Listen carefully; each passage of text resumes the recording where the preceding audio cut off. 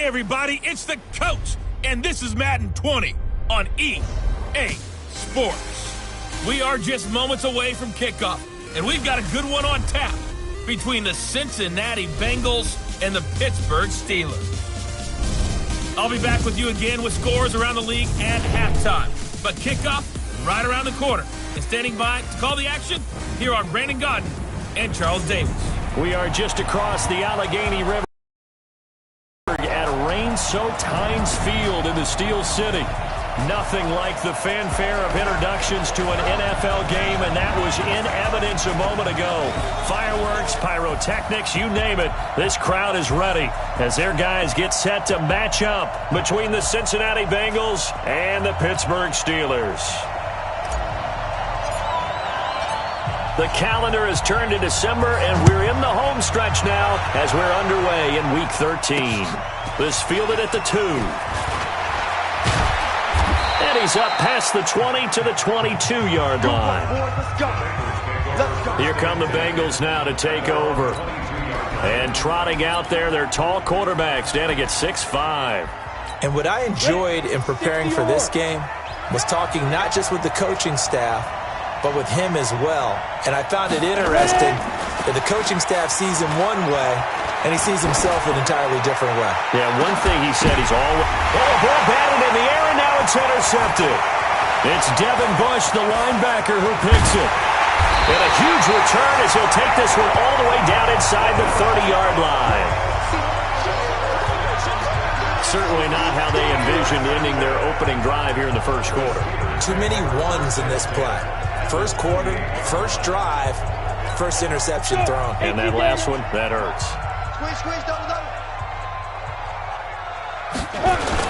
First carry for James Conner.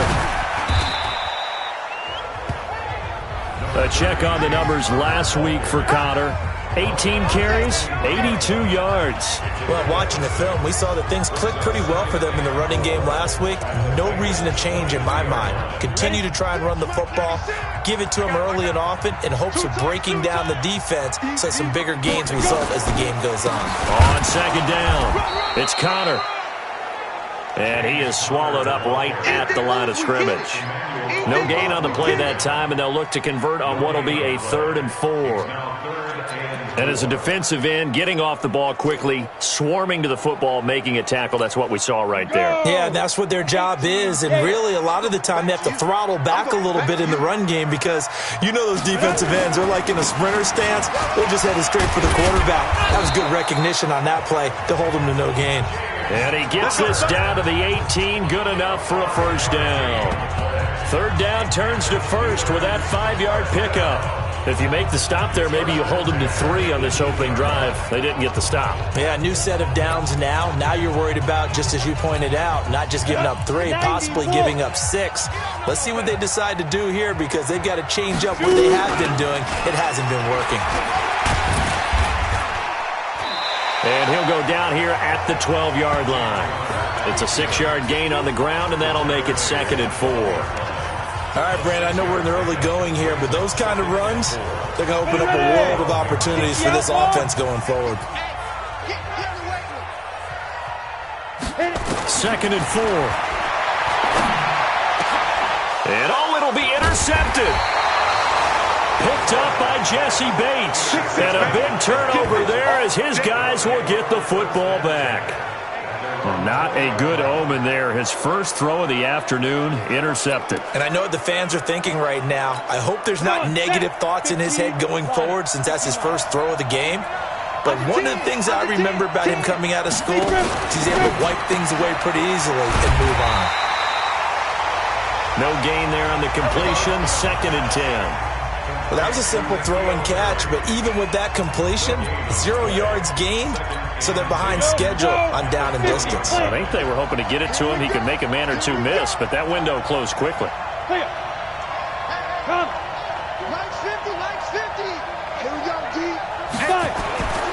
To throw on second down. Farr got his man there complete to Gallup. They'll get 9 there as that sets him up better for 3rd down.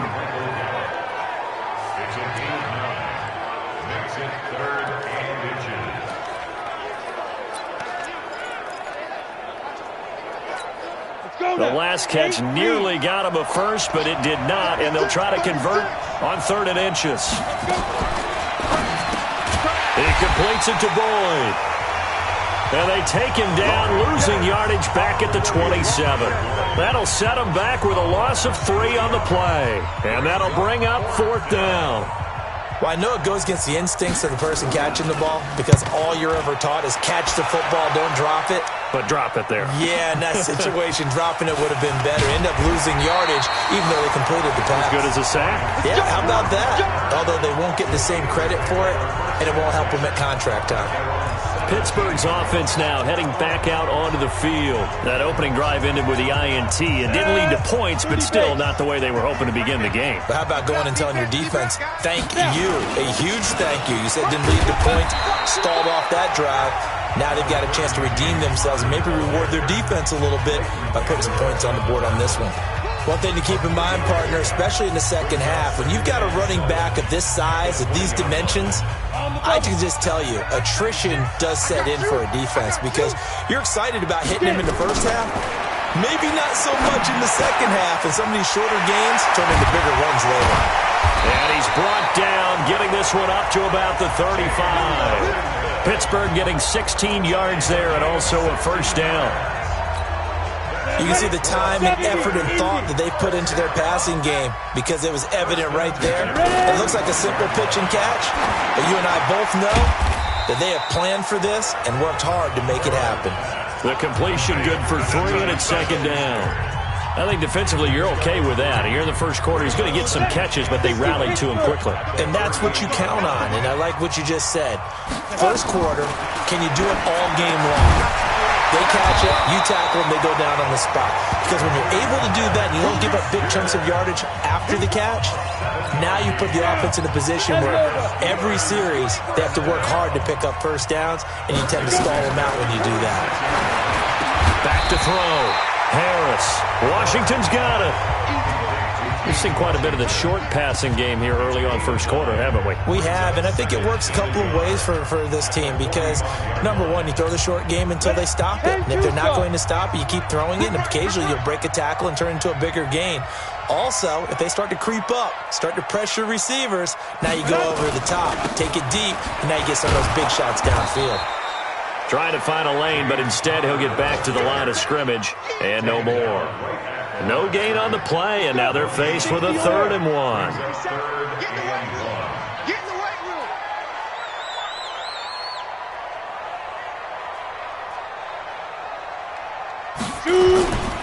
They'll look to throw for it on 3rd and 1. This is Johnson. He's got it.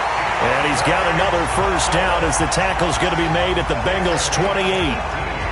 I don't care how many times we see it. I still get a kick out of watching quarterbacks and receivers do the pass tree in pregame warm-up. But I always remember that when we go to practices, we see that after practices as well. They really tune it up, don't they? They tune it up. They know why they do it for these situations.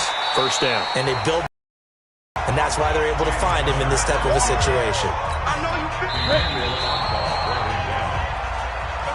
No score after 1 on EA Sports. We got 3.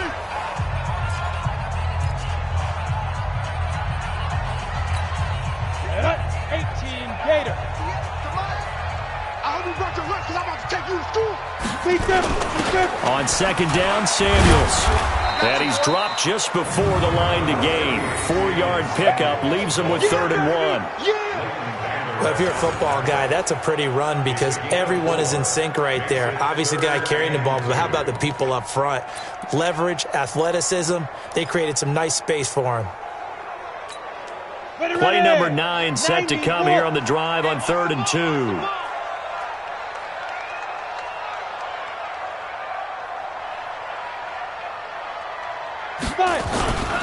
He'll try and run forward with counter. And he's going to have a first down here as he gets this one to the 17-yard line. It's a first down following a gain of 3. We all love to have a home run hitter in the backfield. Guy can take it the distance. But a short yardage, trying to pick up first downs, that big guy, always a nice luxury to have, isn't he? Come on, set. 60 outlaw. Watch the run. Watch the run. Watch the run. Now.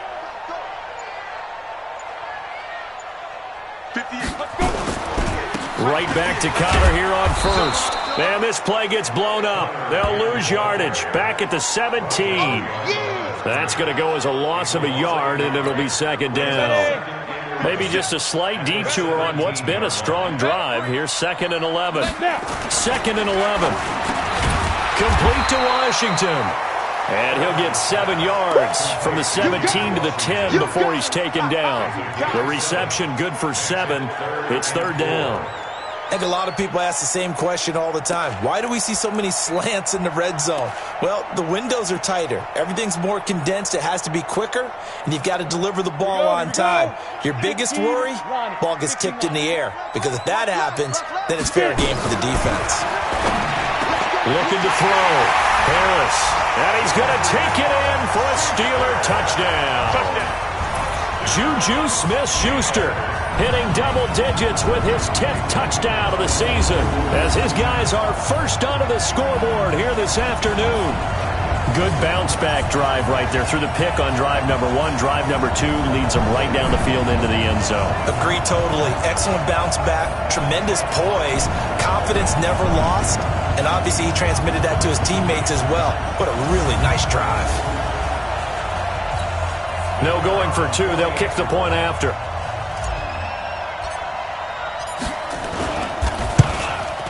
And he'll put it through to make it 7-0 Steelers. So that drive spans 13 plays, and it ends with a Pittsburgh touchdown. The kickoff team on the field now as they will send this one away. That'll be taken in the end zone. And he'll elect not to return this one, so they'll bring it out to the 25 on the touchback. Now the Cincinnati offense ready to see what they can do here. It hasn't gone particularly well for them, that's obvious. In these conditions, no points so far. They've got to get that offense on track. The question, how do they do it? It is the age-old question, isn't it? And to me, finding a way to make sure your playmakers touch the ball without it being too exotic. Meaning you don't have to go deep down the field. Maybe you hit them on those short passes on the perimeter. Make sure you just turn around and hand it to your best runner and get out of the way. Don't cause any extra stress on your offense. One play has him up past the 40 already, and another 1st and 10. Operating from the gun. Far. It's a short one here, complete to his tight end. Nice rhythm throw there on 1st down. He located his tight end, made a nice easy pitch and catch. Hoping he can break a tackle or two. Wasn't able to do that there, but still good yardage. Back to throw. Far. It's a short one here, complete to the tight end. And they're going to have themselves another 1st down as the tackle's made at the Steelers' 41-yard line.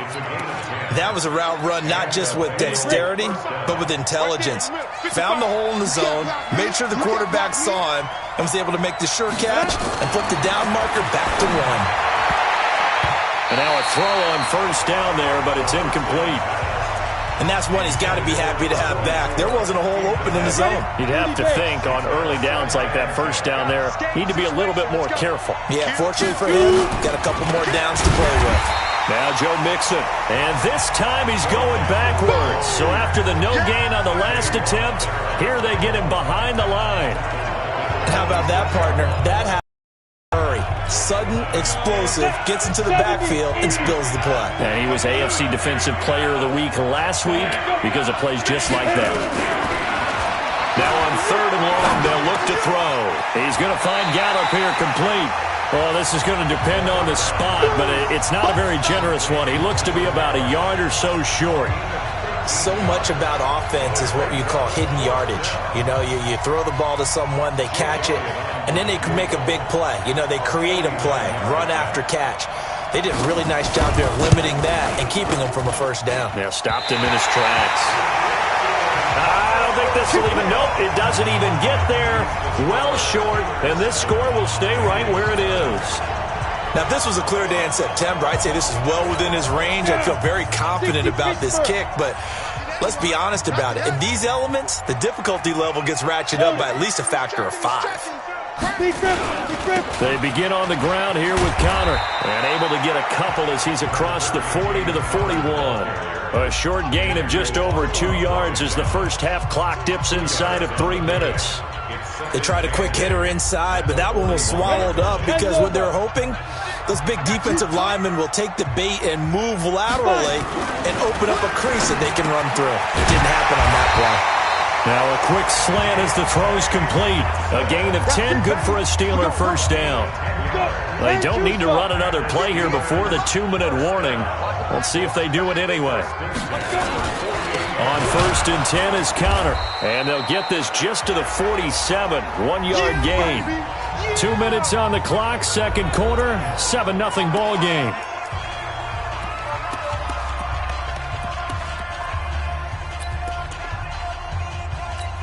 We'll remind you that coming up at halftime, we'll join Jonathan Coachman and the gang in Orlando. Coach will have stats and scores from the early games going on here around the NFL. And he's corralled, but not before getting it inside the 35.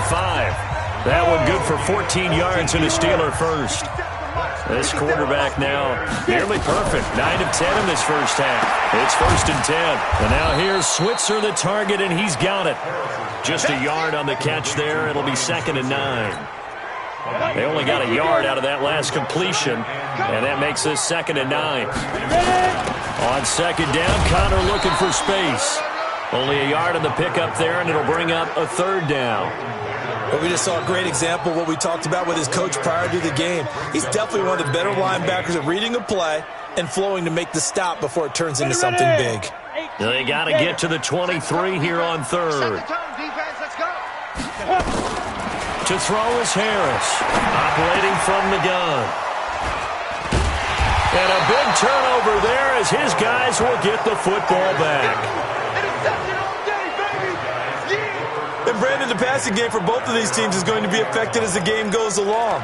It's not looking like the rain's going to let up anytime soon, so that might mean a few more wobbly passes and wide receiver slips. And this one winds up getting intercepted.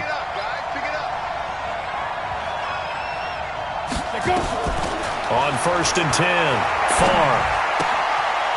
It's a short one here, complete to his tight end.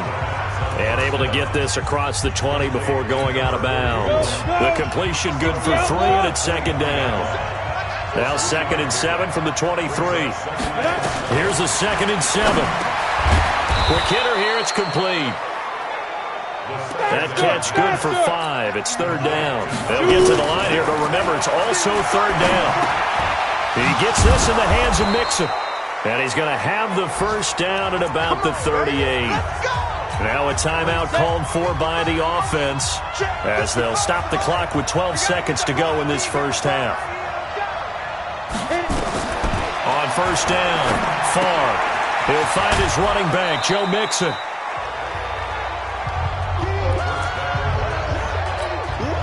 Yards on that last completion, so that sets up 2nd and 6.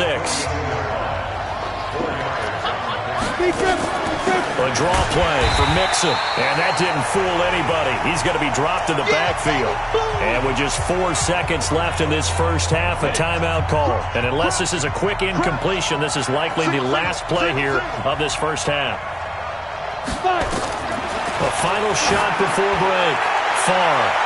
That's going to be knocked away and incomplete. So we have reached halftime with a touchdown. That's the difference on the scoreboard. As we send you down to Orlando, where Jonathan Coachman has our EA Sports halftime report. Coach. All right, Brandon, thanks very much. Things definitely getting interesting around the NFL as we begin the month of December. So let's get right to it. We'll begin up at M&T Bank Stadium in Baltimore. And that's been a back-and-forth game, all tied in the second quarter. We'll stay in the NFC North as we head over to Minneapolis to check on the Vikings at home in U.S. Bank Stadium. And it's the visiting Washington Redskins who have the lead in that one. Nelson Aguilar, a touchdown reception. Lastly, let's get out to Jacksonville, see what's happening with the Jaguars at TIAA Bank Field. And for the moment, they trail the visiting Browns in that one. Baker Mayfield with a touchdown pass. Meanwhile, in our game, just the lone touchdown accounting for all the scoring. A tight one, 7-0 is the score. And for the call of the second half, we send it back to our broadcast team of Brandon Godden and Charles Davis. Okay, Coach, appreciate it. A one-touchdown game here as we get set to resume play in the second half. Forecast calling for more of the same. The rain set to continue as we are underway in the second half.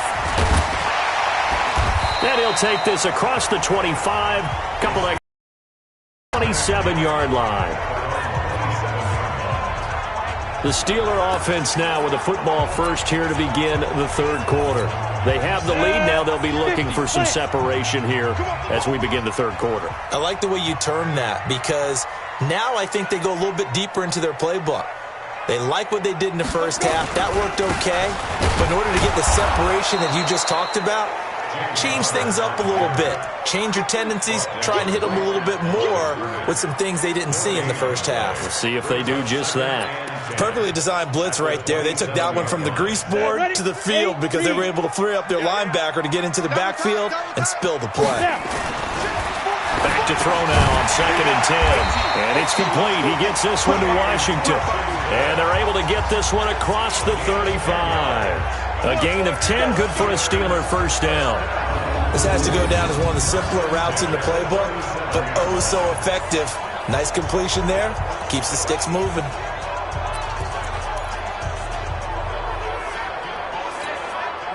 Line of scrimmage, the 37 on 1st and 10.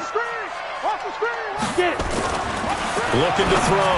Harris. He gets this one to Johnson. And taking it across midfield and inside the 45. Another big gainer that time. This one goes for 19 yards. So they'll come up in Bengals territory now with a 1st and 10 at the 44-yard line. On the counter, it's Connor. And the reinforcements come in as they're going to stop him behind the line. It's a loss of 4 there, bringing up 2nd down. I think it's pretty evident. We can say what a difference a week makes. Last week, he ran pretty much wild, didn't he? Did pretty much what he wanted to do. But this one, they stopped him cold. That, to me, that's good scouting and even better execution. Yeah, and they stopped him behind the line right there. They obviously watched the tape a few times and made some adjustments. They get 11 back on that one. It leads to 3rd down. They sure put the coverage guys in a stress on that one. They thought they were going deep. Ends up curling inside for a nice chunk of yardage. You gonna see me in your nightmares, son. You gonna see me in your nightmares. On 3rd down, it's Connor. And they're going to mark him down short, maybe by about a yard, if that. He needed 3. He got 2. Now that'll set up an interesting situation here on 4th and a yard. Tough first half for him, unable to put up the numbers he's used to producing. But with a guy like him, you and I both know it just takes a couple of explosive touches for him to make an impact on this game and on the stat sheet as well. And this will be a long field goal if the skies were clear. But here in the rain and the elements, they'll go for it on 4th. They'll run for it with Connor.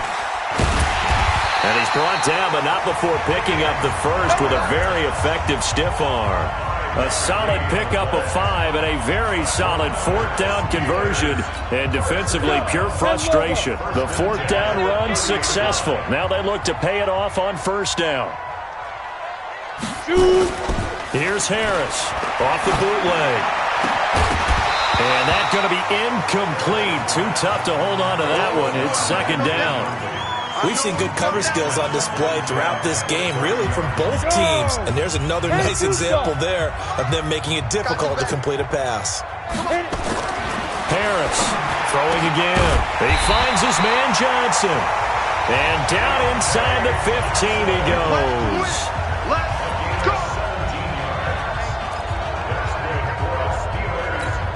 This quarterback now 5 straight completions here in this second half. 1st and 10.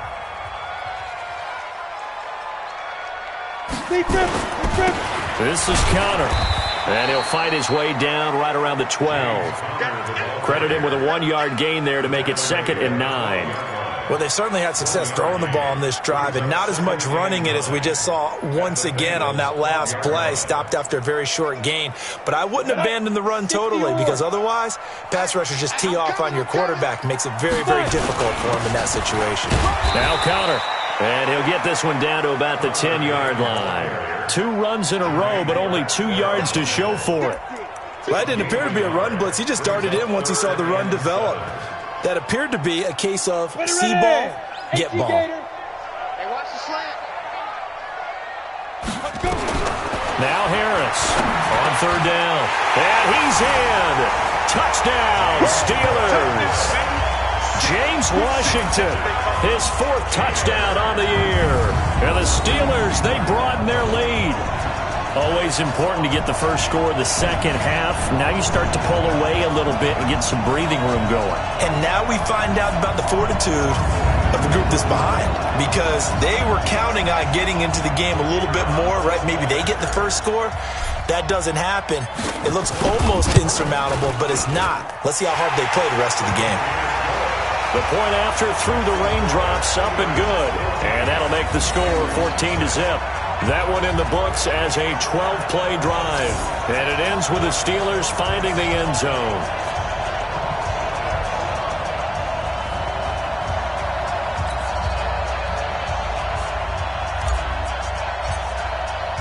The kickoff unit is out on the field, and they will send this one away. This fielded at the 2. And he'll take it up past the 25 to the 26-yard line. So here are the Bengals now as they get their first possession of this second half. And their halftime hole now even deeper, and they need a big drive here just to answer the first touchdown of the second half scored against them. They were down at the half. Now, as you mentioned, they're down a little bit bigger, but no time for discouragement. Just got to get back to it, right? Put your shoulder against the boulder and start pushing and try and get back to where you were to start the half. Here's 2nd and 8. Catch is made by Harry. And he gets this one just shy of the 40, down at the 39. It's a Bengal first down, a pickup of 11. This quarterback now 12 of 15 throwing the ball, 80% so far, and it's 1st and 10. Now a fake on the give here as they try the run-pass option. And that play went nowhere. Losing yardage, it'll be back at the 36. You know, despite the scoreline, I think they've got to like where they are here. They're on the road and just one big play away from getting right back in this game. I'm going to follow right along with you because the spot they're in now is a credit to their defense. They've kept them in it by making the plays that they've made, and that just means you're one big score away from being right back there. Now, the question is, can this offense step up and make that play? Because that's been an issue for them in this game. Well, they still have time to get them established, but in my estimation, they've got to pick up the urgency here. They've got to get quickly in and out of the huddle and run off a bunch more plays. Back to throw. Far. Nowhere to escape, and he goes down. Chalk that up as their first sack in this game, and they tallied 4 a week ago.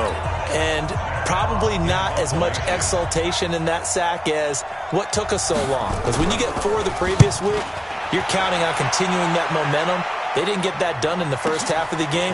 Let's see now if they start to bring even more exotic pressure towards the quarterback. 12 yards on the return that time. And the Steelers will go on offense here, 1st and 10.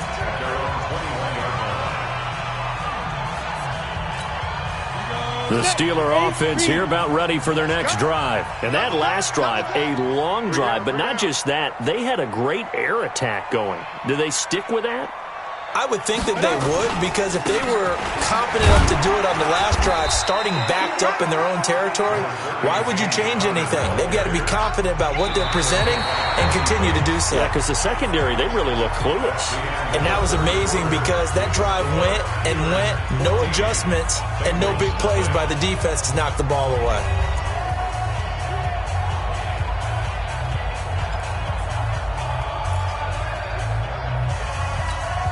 3 yards on that last carry. Here's 2nd and 7.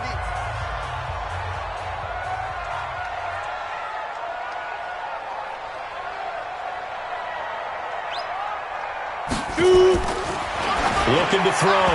Harris. And he almost had it defensively. Could have been a game changer there in this second half. Instead, it's 3rd down. I think he's taking an awful chance with the football right there. You've got to lead, you've got to protect it, and he's taking chances putting it out there in a little bit of jeopardy. Especially in a spot like this, fourth quarter, as you said, trying to cling to that advantage. Yeah, that one probably should have been picked, huh? And they're able to get this one across the 35. It's a Pittsburgh first down, a gain of 13. This quarterback now a perfect 8 for 8 to start the second half. Not bad. First and 10. Harris now from the gun. He'll throw. And intercepted. Maybe the turning point they need. Picked up by Leighton Vander Esch. And he's able to take this one back to the 36-yard line. Well, that's 3 picks he's now thrown in this game. And I know this, the holiday season, because here we are in December. Right, it is the season of giving. Maybe for his own sake. And he fires one that's intercepted. It's Devin Bush, the linebacker, who picks it. And the return will be stopped at the 34-yard line.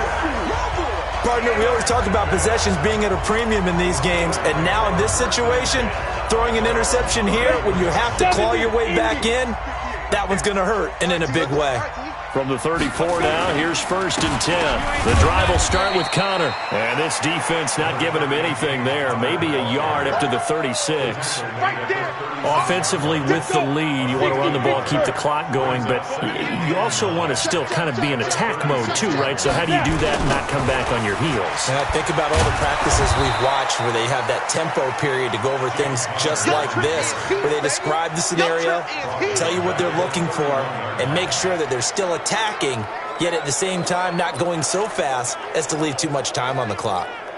Brandon, it's clearly a running situation when you're up in the fourth quarter. They're going to have to stack the box and make it difficult for them to move the ball. Made it very difficult right there. Now they need to repeat that effort. Yeah, bring 7, 8, 9, whatever it's going to take to slow them down. Back to throw. Harris. And unable to connect. Incomplete. Now give them credit. They took their shot, but it's going to bring up fourth down.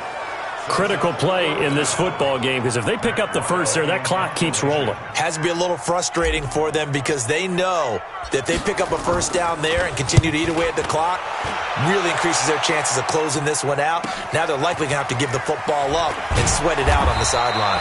A nice job on the return there, 16 yards. And the Bengals will take over here first and 10.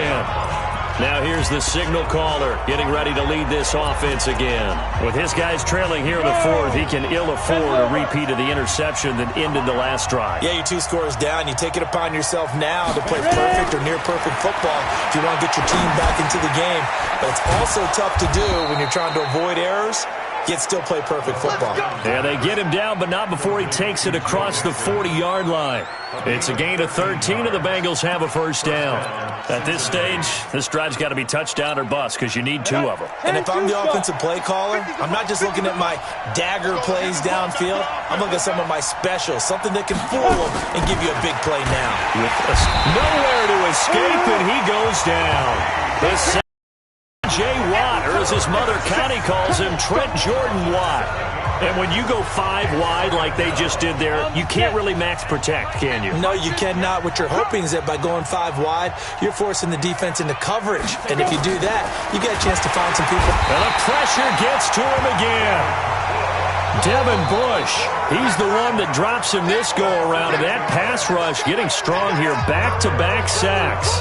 Well, the beauty of screen passes is they take a little time to develop, and they can often hit big, but sometimes they take too long to develop, and sometimes you get sacked. Yeah, what's perfectly called for a defense to attack a screen? Typically a blitz, and even though people think that the screen operates against the blitz, if you have the blitz called and you still cover the screen, now that allows your blitzers to get there. And they're indeed going to go for it here on fourth down. So trailing here in the last quarter, let's see how this plays out. Looking to throw. Far. He's going to look deep down the field. And that is incomplete. Adam Gase rolls the dice. It doesn't pan out. And the Steelers, they're going to take over an excellent field position. So still over 3 minutes remaining in this game, but boy, not getting that when that hurt. That's a little bit demoralizing, so they have to be careful about that because still have an opportunity if they can get some things done on defense. But now, since they've taken over on downs, a team with the ball. And intercepted. Maybe the turning point they need.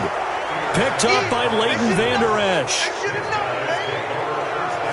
And that gives him now 3 interceptions in the game. Well, someone's locked into what they're trying to get done in the passing game. When was the last time we had someone get 3 in a contest? 2011, wasn't it? Kurt Coleman? Oh, yeah, that's then right. with the Eagles. That's right. Then with the Eagles, and I believe it was against Washington and Rex Grossman. That's correct. And they'll get him down up past the 15-yard line. They'll get 14 on that one. Good for a Bengal first down. I guess it's good we can't really read the mind of the defensive coordinator now, huh? Had him pinned back there deep, give up that run. Can't be happy. Yeah, whatever's in his mind right now, we probably couldn't say over the air. Now a run on first down is not going to get off the ground as they will get him behind the line of scrimmage for a loss of 3. This linebacking core, they've done a good job of keeping that running game in check, haven't they? They certainly have, and what they'll also do when this game is over is thank the guys up front, the big defensive line, because they've kept them clean, so to speak.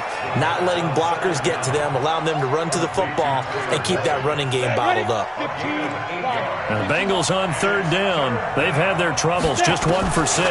This will be 3rd and 5. Nowhere to escape, and he goes down. T.J.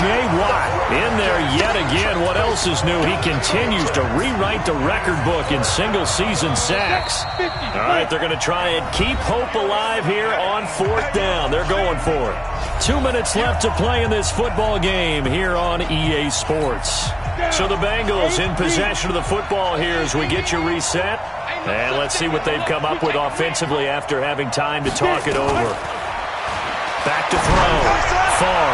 Now a desperation throw deep downfield. And it's incomplete. They cannot convert, and they turn it over. They had to go for it with such little time remaining.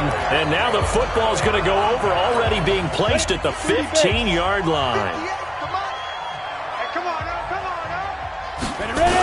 On first down, it's Samuels. Looking for a seam, but finding none. He'll get back to the line of scrimmage, and that's it. Whistles now and a timeout. So defensively, they burn it here with 1:51 left. Another running situation on the doorstep as they come up 2nd and 10. Here's Connor. And he is going to be stopped cold behind the line of scrimmage. The Bengals going to use the 2nd of their timeouts as they'll talk it over here before what will be an important 3rd down.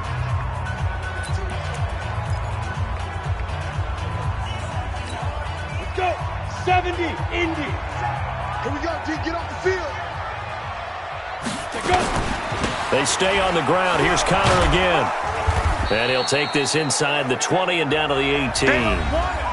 Now the Bengals going to signal for their 3rd and final timeout as they'll head to the sideline and talk over what to do next. So on 4th down here, Mike Tomlin says, let's just get 3.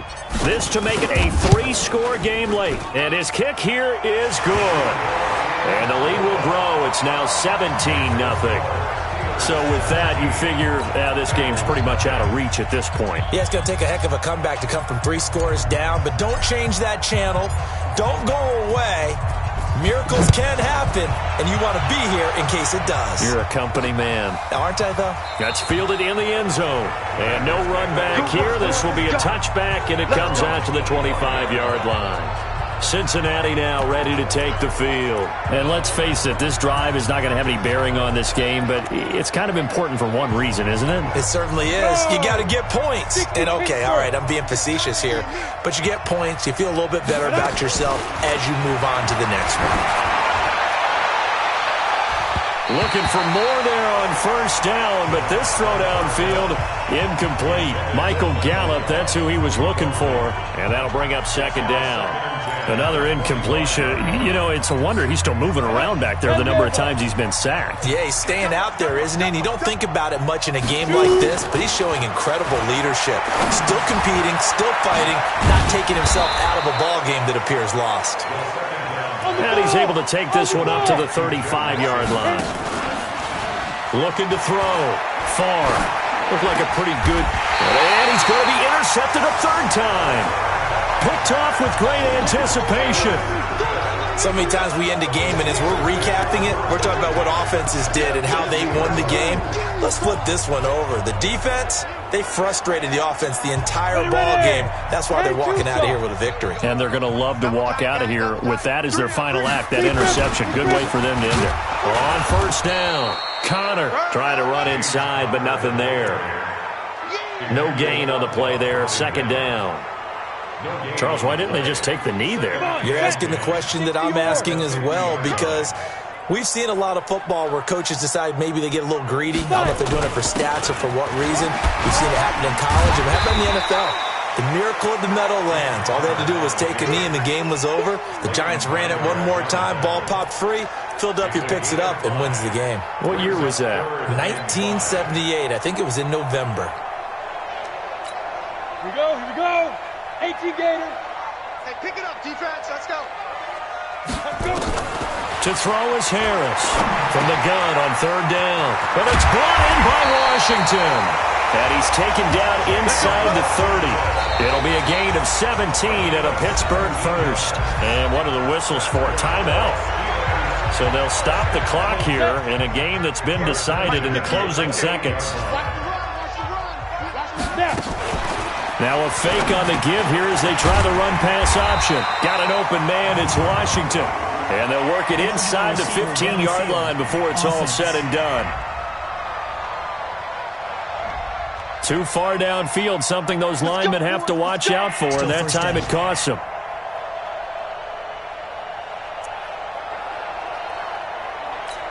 Let's go now. 18 Gator. Hey, watch the screen, watch the screen. Watch the screen. Out, out, out, out. 22 jet bomber, 22 jet bomber. Get it. That one looks like he'll throw here. And the catch made by Johnson. And inside the 20 before he's brought down. So this one in the win column for the Pittsburgh Steelers. And they did it in shutout fashion. Impressive. Would it be too bland of a statement to say they didn't have the greatest day offensively? I mean, did enough, though. Did enough. But, yeah, you're right. Most games, it wouldn't have been enough. So they've got to go into the locker room and applaud their defensive mates and say, guys, you really carried us today. We'll try and get you back next time. But as for today, you guys were nails out there. So for the Steelers, they continue to make their case for the playoffs as they move to 9-3. And they will hit the road next week to take on the Tennessee Titans. Meanwhile, for the Bengals, it was a win they needed to turn the season around, but instead, they fall to 5-7. And they'll try to get back on the beam next week as they'll head to Cleveland to take on the Browns. And for Charles Davis and our entire crew here at EA Sports, I'm Brandon Gaudin saying so long, everybody.